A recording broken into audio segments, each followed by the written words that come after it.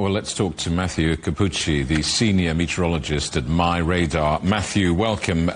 You've seen the pictures. What do you make of the scale and the extent of the devastation this extreme weather has caused in China? Well, there have been so many things going on at once, not only across China, but also in the Western Pacific. In China, of course, a high-end tornado, likely EF3 to EF4 damage, corresponding to winds over about 240 to 270 plus kilometers per hour. At least a dozen fatalities so far. And China does occasionally get tornadoes to this strength, but to see something like that just 70, 80 miles or kilometers east of downtown Wuhan in a very busy, populous area shows how much property, how many people were exposed to this kind of devastation. The interesting thing, too, this tornado was associated not only with the remnants of a tropical cyclone, so there was a hurricane-type storm that came ashore, but you had that kind of moisture overlapping with an upper air disturbance that was of non-tropical origin.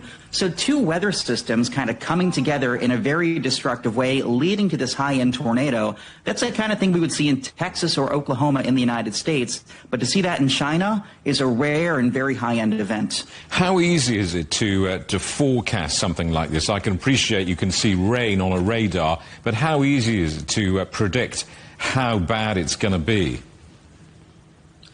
Well, when you get tornadoes like this, they're actually very small phenomena, and that's why a tornado is such a powerful thing. It's packing an incredible amount of power into such a small area.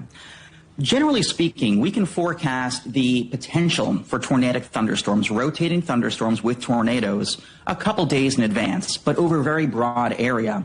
Only in real time, 10, 20, 30 minutes in advance, can we say, yeah, this individual thunderstorm, maybe only 15 kilometers wide, is primed to produce a tornado. And then the tornado itself might only be 1 kilometer wide, if that. So it's kind of a series of cascading, zeroing in, if you will. Like you start wide and you sort of narrow down. But realistically, even in the United States, you only get about 12 to 15 minutes notice on average that a tornado may be coming.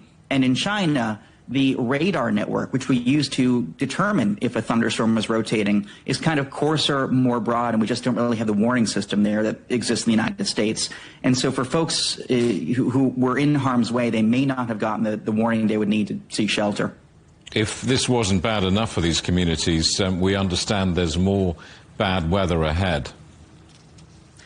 Yeah, we're also tracking a tropical cyclone, basically a hurricane in the Western Pacific. It's a typhoon there. It is a Category 4 right now, winds of 220 to 250 kilometers per hour. It hit Rota, a U.S. territory and island with about 3,500 people, as a Category 5 equivalent.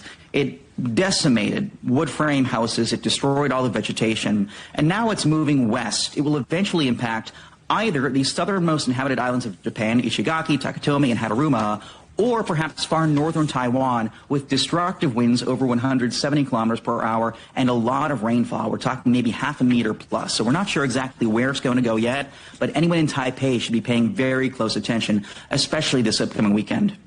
Matthew, thank you. That's Matthew Cappucci, the senior meteorologist at MyRadar.